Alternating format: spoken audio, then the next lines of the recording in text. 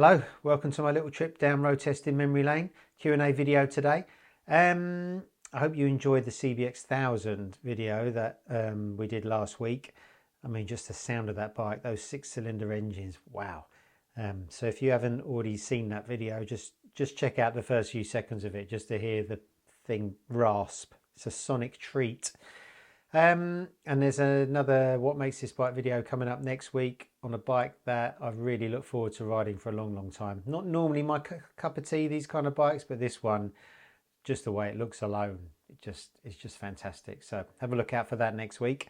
I've been on my travels. Anyone who watched the last video will know that I was kind of in the middle of a big trip that started off with the Ducati V4S, the Panigale V4S at Vallelunga. You can read all about that in MCN, online, in the newspaper and on video. I mean, the thing that stuck out the most for me was the fact that the electronics now are so refined and that chassis is so refined. It's a 213 bhp superbike that's kind of easy to ride. You know, apart from the physicality of hanging onto it, there's no real jeopardy. When all the electronics are doing their thing, you never ever feel in danger. And that's the key to a fast lap. It feels slow. Is that the key to an exciting lap? I mean, that's another question really. But there's no arguing that bike is very impressive and probably the most technologically advanced superbike around right now, easily. So if lap times are your thing, that's the bike to buy if you can afford 30 grand. If having an exciting time on a bike is your thing, then there's lots of other probably better bikes and cheaper bikes you can buy. But in terms of impressiveness, you can't deny that new Panigale is pretty special. And then I went to Sepang to ride some TVS bikes. TVS, fantastic company. They're an Indian company. They've been around for over 100 years. They make over 1 million bikes a year for the domestic market and for countries all over the world. They're actually in 80 countries all over the world. Not so much in Europe, but most other places. Started off making buses, then went on to make sort of parts for cars and bikes, and started making bikes in the late 70s, early 80s, and they've grown and grown. Mainly mopeds and scooters, but they make kind of not middleweight, as kind of A2 license size bikes. 300s basically is their biggest bike, a 310, an Apache 310 range, which is a naked or a sports bike. And that bike, the naked, is actually what we would know in Europe as the BMW G310R. And the BMW is a version of the first generation TVS. So TVS have evolved that bike over the years, and it's actually better than the BMW, although the BMW's got a better badge. And they also do a third version, which is the G310RR, which is the sports bike, a race rep, and there's a BMW version of that as well, in India only, the G310RR. So what TVS have done is they're really into their racing, believe it or not. And they like to nurture racing talent in India. They've got lots of racing domestic championships, and they help riders who race in. They win loads of races in India. And they've decided to sort of put together a kind of, you know, their version of a Red Bull Rookies kind of thing, or a Talent Cup. It's a one-make series that nurtures talent both in India and in Asia and for the rest of the world. So they invited us to ride their racing version of their race replica bike that they do, the 310 single, which is highly modified, which you can kind of think of as a Moto 3 bike, really. So we got to ride that around Sepang in the Asian Championship. So you think of it as sort of the Asian version of BSB. There's a superbike class, super sport, lots of other classes, including this one-make championship. And underbones racing, which is kind of scooter racing, which is just amazing, really close, really colourful, just brilliant to watch. Much more exciting than just watching another super sport bike go around a track, as good as they are. But yeah, brilliant. You know, you can't keep your eyes off the racing.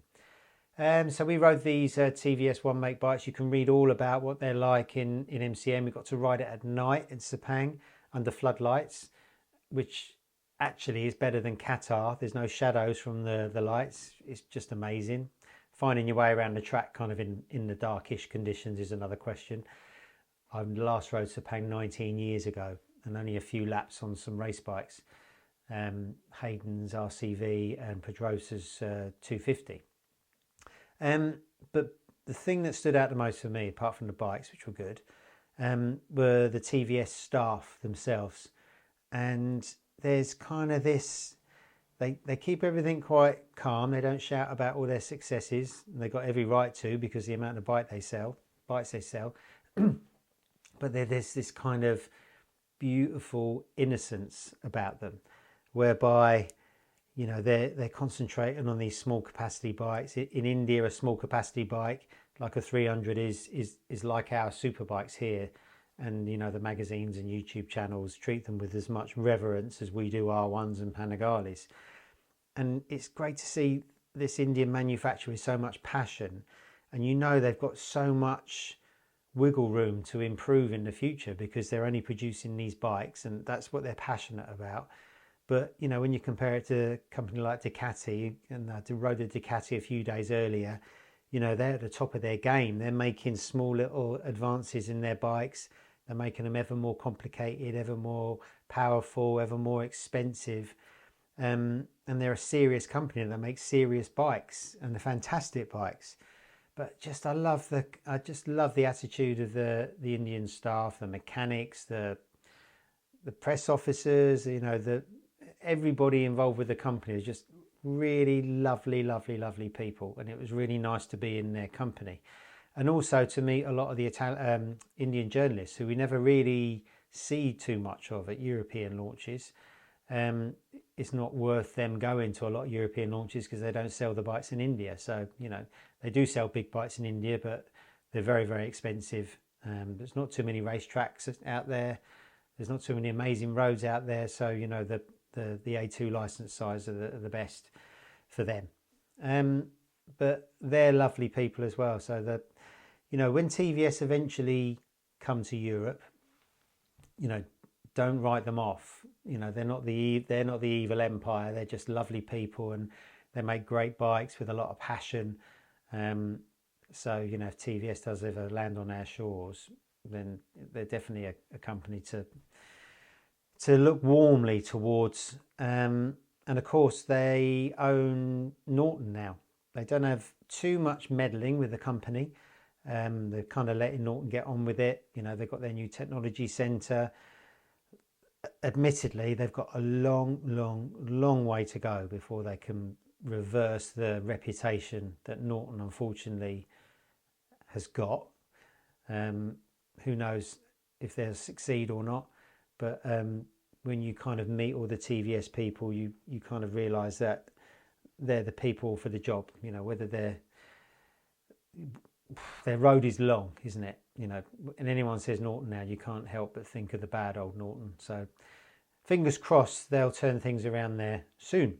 Also ridden some electric bikes closer to home, a Maving RM1S, an R1M with dyslexia, and a BMW CE02. Both electric, both kind of 125cc scooter equivalents. Both really kind of left field and quirky, exciting. You can read all about that in MCN.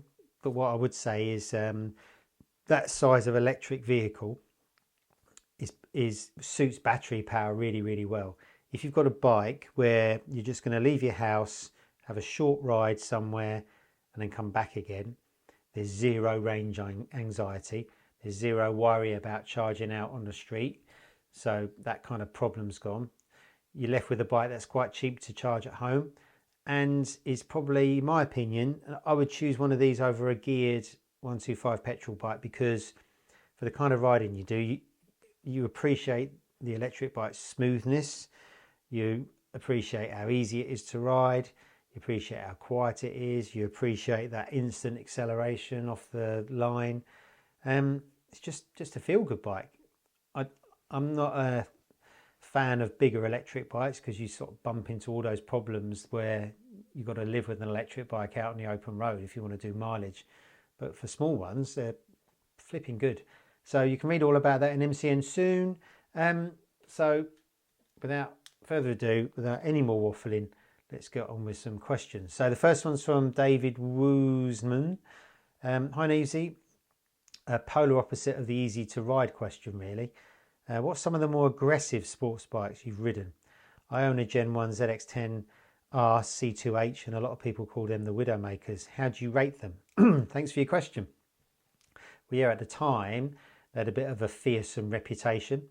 They came out in what I reckon was probably the golden era of super bikes when they were sort of at their most important, they're at their most sort of real world in a way, you know, sort of the every person super bike, not like now.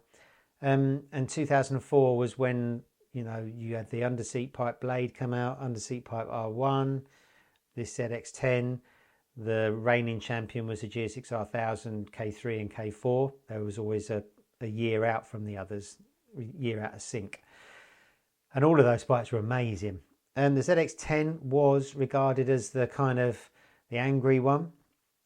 Never dangerous, never unstable, but it was definitely the sharpest. It definitely had the most aggressive engine, the sharpest brakes, the best agility. But those bikes, a lot of those bikes came on really awful original equipment tyres. So kind of any edge they had was sort of always amplified by the fact there wasn't an awful lot of grip and feel out the tyres. You get on one today and they're about, what, 60, 70 bhp down on a modern 1000. Put good tyres on them and they're lovely. They're really, really lovely bikes. You know, I'd love to ride one again now, actually. Maybe I can find one for what makes this bike great video. But yeah, not really Widowmakers. Perhaps just sort of one of the most exciting of the bunch back in the day. In terms of modern day aggressive sports bikes, well, I joined MCN in 2002, and I think the days of the real angry, unstable sports bikes were kind of behind us by then. I mean, I owned a 1988 GSX-R 750J Slingshot back in the day. That would tank slap at the slightest provocation. So would the RGV 250 that I had over bumps. There were stories of the TL1000s, used to be a little bit unwieldy. But not too many in my MCN days. But the one that sticks out the most, I guess, is the first V twin Panigales, the 1199.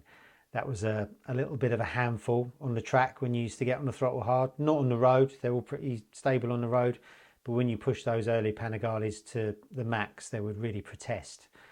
And Ducati did their best over the years to try and tame it with electronics, which they did to an extent.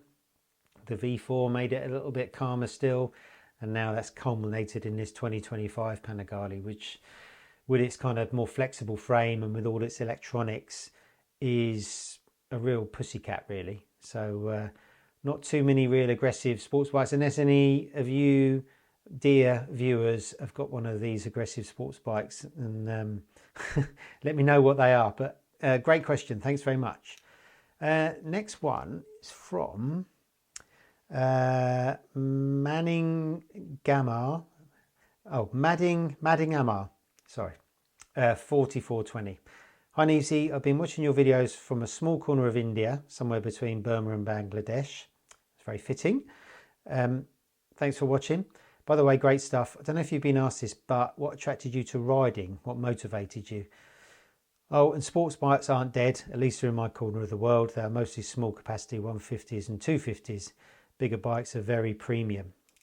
Well, yeah, as I found out when I visited TVS and the crew, they love their sports bikes, and so do all the journalists out there. But what got me attracted into riding? Well, I was a bit of a late bloomer. My dad had bikes when I was little, just occasionally. I remember being on the front of my dad's Greaves scrambler bike, trials bike, when I was young. We used to ride it around Pegwell Bay in Ramsgate near the hoverport. I was on the front hanging onto the handlebars, and I think he had a couple of big Zeds something or another, but he was really a car guy, and because of that, so was I really up until I was 16, and my good friend Paul Baker, who I used to go to school with, got himself a Honda MT5 and used to ride it to school, and I thought it was as cool as anything. And he had it, I don't know who tuned it. It was a homemade tune, but it did about 50 or 60 mile an hour, and it probably revved higher than a MotoGP bike. It just used to scream its head off and throw out sparks, which you could see at night. God knows what was, what had been done to it. He let me have a go, and then from that moment I was just hooked. Just the freedom of having a bike, being able to go along on two wheels without having to pedal, just amazing. Then I bought an MB5, graduated to an AR80, and then carried on through my biking journey. Started getting into watching motorbike racing, Gardner and Schwantz and Lawson, those days. That's when I first started watching racing, and then just absolutely loved them ever since. And yeah, once they're under your skin, you can't get rid of them. I rode all the way till 94, had a big bike accident that put me out of action for 6 years, and then I was lucky enough to get a job with MCN in 02, and then the rest is history. But yeah, I think I can thank or blame in equal measure my friend Paul Baker for getting me into motorbikes. But great question, thank you very much, and good luck with your motorcycling in India. Next one's from Fly876. Hi Michael, and as always, thanks for your Q&A. No problem. I'm looking into starting more serious track work instead of the odd 1 to 3 days per year. I'm too scared to drop my only bike, a Street Triple RS, on the track, and it's keeping me from progressing further. What bike would you recommend in a modest price range? I'm thinking of a Fireblade 954, RSV Millie, or maybe a GSX-R 750. Well, you can guess my answer, can't you? But yeah, I don't blame you for not wanting to take your pride and joy on track. Naked's a good fun around the track anyway, but if you're thinking of a race rep, an older race rep, then that's definitely the way to go. More aerodynamic on the track, faster down the straights, more natural riding position, you're over the front of the bike, you've got more front grip, more front feel. So those three bikes are great choices. I mean, a Fireblade, an older Fireblade 954, they're brilliant bikes, really underrated, I think, because back in the day, the GSX-R 1000 used to get all the plaudits. But the Fireblade's a great bike. The only thing to bear in mind with big thousands is that they eat tyres. RSV Millie, again, a really popular track bike back in the day. There used to be a one make race series with them. Brilliant bikes. Quite big, quite kind of relatively heavy, and they eat tyres as well. Both of them brilliant, but if you're thinking of a GSX-R 750, then I'd say that's a no-brainer. They're not physically very big. I think if you're a physically bigger rider, then the Fireblade or RSV would probably be better, just because they've got a bit more grunt and they're physically a little bit bigger. But a GSX-R 750, is almost as fast as an older generation 1000 and easier to ride. You've got the involvement of a 600 because it is basically a 600. It revs like a 600, it's exciting as a 600, as agile. It doesn't eat tyres, it doesn't eat brake pads. My bike that I've got barely uses any fuel. God knows how. It's just a fantastic track bike. So, the only thing with the slower bikes now on track, when you've got 2025 Panigale V4s flying around, is that, there'll be a pretty big speed differential. GSX-R 750 has probably almost got 100 horsepower less than a Panigale. And that's a big difference on track. But that said, I think the GSX-R is a fantastic bike. And I put my money where my mouth was and bought one myself. And I absolutely love it on track. So yeah, I'd say, if you really want a good experience on one, a noughties GSX-R 750 would be the best one to go for. Like from a Y model through to the K1, K2, K3, they're the same, really good. That's when they got really light, really strong engines. K4 and 5, sharper still. K6 and 7, sharper still and even lighter. K8, much more refined. And then the L1 that I've got, even more refined. But yeah, that whole tranche of noughties 750s are absolutely fantastic and quite affordable as well. So yeah, that's what I'd recommend. Thanks for your question. Next is from Boonstick. Hi, loving the videos. Learned about these after watching the excellent podcast you did with the Baron. That was good fun to do. My question is, I've been doing track days for a number of years now and recently done a few over in Spain, which were amazing. But I've recently noticed that I seem to have hit a bit of a wall with my speed and never really seem to be able to improve my lap times. I feel that one major area where I'm losing time or speed is braking into corners. As much as I try, I can't seem to get the confidence to brake later and carry more speed into a corner. Do you have any tips to help gain confidence in braking later? Either things to change on the bike or more riding tips? Thanks for any help. Keep up the great videos. Well, thank you for your question. Yeah, I think a lot of people, including the people I instruct with my one-to-one instruction, which is available, I get quite hung up about late braking into corners, and I don't think that's the be all and end all. That is the ultimate goal when you're completely up to speed, and yeah, you do end up braking late, and you know, once you've got all the planets aligned around the track. But I think it's more important to carry enough speed into the corner whereby you're off the throttle all the time you're turning into the corner. So it's something that the Haslam school used to call off throttle turning. So the basic idea is all the way you're leaning the bike from full lean to full upright to full lean, you're completely off the throttle. Then that might sound obvious, but coming from the road, most riders at the Haslam school would brake, start to lean over, let go of the brake, and then get straight on the throttle before the apex. And that basically sends people wide. You can't turn the bike as well. The bike doesn't feel as good. So we always used to say to people, you know, brake at your most comfortable point, let go of the brakes, but then don't do anything with the throttle until you reach the apex. Don't touch the throttle at all. And most people can't get there. So, you know, if you find yourself getting on the gas before you get to the corner, or even sort of on the apex really, because you kind of almost want to go past the apex a little bit off the throttle before you crack it, they can't get to the corner with that momentum going in. So the sort of the fix is just to let go of the brakes sooner and sooner rather than brake later. And then eventually when the riders would get into the corner with no throttle, suddenly the bike turns better. Suddenly they're on the throttle earlier out the corners, and then it's kind of win-win-win. And then as you get faster and faster and faster, that off-throttle turning always applies, but you're turning on the brakes, you're trail braking all the way in, which is obviously a skill which you kind of got to build up to. But a safe way to kind of get into that mindset is just to not touch the throttle till you get to the apex. You know, even at that Panigale launch, I was finding myself getting on the throttle too soon, and that was telling me that I wasn't carrying enough speed going in. So the next lap, I just let go of the brake sooner and run into the corner a bit hotter. But as always with these things, you know, there's a little bit of preparation with body position on the brakes. There's the transition from throttle to brakes, which you need to look at. There's this bike setup with front suspension and preloads at the rear even, and there's all sorts of things. So, you know, there's no simple answer there, and what I've just told you there might not be the problem. So, you know, I think any kind of bike instruction, the Whittam School, instructors at MSV and No Limits are really good. There's the Dean Ellison, there's Steve Brogan, there's loads of great instructors around, and even my one-on-ones, you know, come and do that with me. But yeah, I would say that, you know, it's worth trying that off throttle turning if you're not doing already.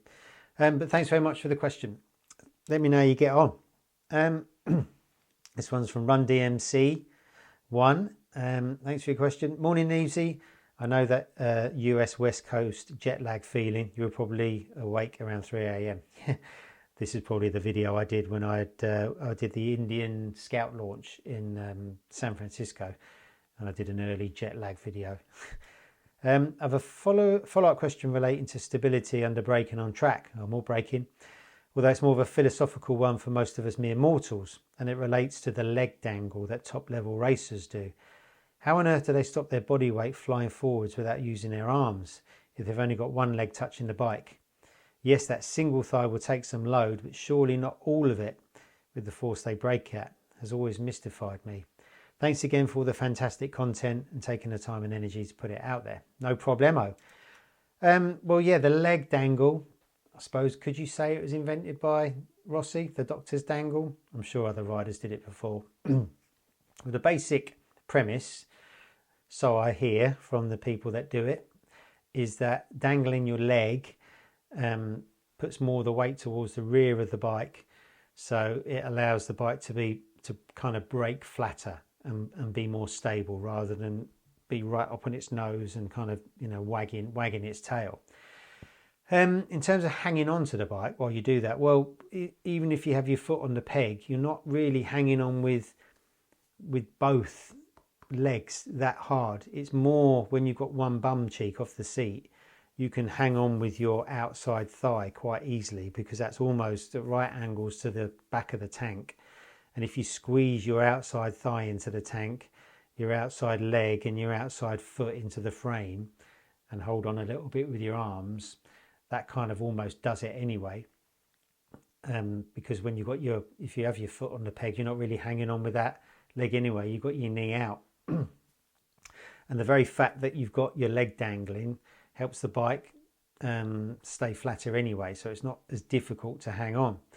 But what I also learned at the Ducati launch, we were lucky enough to have dinner with Alessandro Villia, who's Ducati's hotshot test rider, developed their racing bikes over the years, and road bikes as well. He's really fast and he's a leg dangler. And he said another advantage of leg dangling is that it actually loads the front and gives the front more feel as well. So not only is the bike more stable, he's got more feel at the front, and he said it'd be very hard for him to go back to keeping his feet on the pegs when he's entering the corner. So I suppose it's just a question of feel and stability. I've tried it a few times when no one's looking and it kind of feels good, but I'd never do it full time, because I think unless you're extremely fast, you don't need to leg dangle, and I think you'd look a bit silly if you were. But it obviously works, because they all do it. Probably very few top level MotoGP or Grand Prix racers don't leg dangle now, so it's interesting. But yeah, I don't think they've got too much problem hanging on. They're as strong as oxes anyway. But thanks very much for the question. And finally, from David Ash 1008. Hi Neezy, many years ago you instructed me at the Haslam School whilst I wobbled round on a CBR 600. You were a superb instructor and a total gentleman, so thank you. Thank you very much. Are you sure that was me? My question is this week's barrage of Panigale launch videos at Vallelunga has been a rare insight into journo and content creator lap times. Some of you seem to have published your lap times to some degree, either filmed on the clocks or verbally to the camera. It looks like you turned in a predictively impressive 140.8. So without embarrassing any of your colleagues by name, could you give us an insight into the variation between the slowest and the fastest guy of the day? And similarly, how the fastest journos, you I'd imagine, compared to the test riders, and how someone like an Ari Henning, Meds, or even a rogue race pro content guy like Josh Herring, if he rocked up, would fare in comparison, particularly given your 40.8 is only a few seconds off Salvadori's lap record. Thanks, Dave. Well, first of all, that wasn't me that did a 1 minute 40.8. That was Alessandro Villia. Halfway through the MCM video, I introduced that onboard lap and said it was Villia. So that definitely wasn't me. It's a difficult thing. Lap times at track, quite often manufacturers never really take your lap times. They don't encourage you to chase lap times because obviously they want you to be safe. But I think at this particular launch, Ducati wanted to showcase just how good the Panigale was, how good the riding aids are. And there were so few of us. There were 20 on the launch over 2 days, 10 per day. They gave us a data engineer to help us find all the aids that the electronics can give us. You know, we tried lots of different settings on the bikes. It was a fast group, very fast group. I would probably say I was the slowest of all of them. But, you know, all of us journos, none of us are as fast as pro racers, not even close. And, you know, for us to kind of argue over our lap times seems pretty futile when really we're just in this sort of journo bubble of all doing a certain speed and the racers are up there. If we were that good, we would be racers. And the other thing to bear in mind is that, you know, when all the journos and the content creators go to a launch, probably lap times are the last thing on some people's minds. It's the forefront of some journos take the lap times very seriously. Others have got other fish to fry, you know, interviewing staff from the manufacturers, creating content as you go along, writing the tests, videoing the tests. So quite often your mind's full of what you need to do for work rather than, you know, balls to the wall, see how fast you can ride. You know, you also need to make sure you don't crash. So, you know, I know my mindset is very, very different to when I rock up at a launch to when I rock up at a race. I ride really, really within myself at a launch. I'm not really interested in getting involved with the lap time competition. I mean, I don't know what everyone else's lap times are. I don't know who was the fastest there. No one would have been as fast as Villiers, that's for sure. And then Villiers isn't as fast as a top pro racer, although he's pretty close. But it's interesting. I suppose what the lap times do is kind of show some riders' qualification to be able to test a bike like that. But then equally, you know, as long as you can ride a bike and you've got experience, that's the main thing, experience rather than speed. And if you're able to convey your riding experience and your impressions to the viewer or the reader or whatever, I think that's the most important thing that you need to do at a launch. I mean, that's why you're there. You know, you're there to review a bike really, rather than get involved with a kind of a lap time competition. So I probably was the slowest, to be honest, which the racer in me doesn't really like. You know, I could even say find it a bit humiliating, a bit embarrassing, but I've got to kind of put my ego to one side and think about what I'm actually doing there. You know, I've had all the time in the world to go fast on racetracks, on race bikes, and, you know, and do my thing there.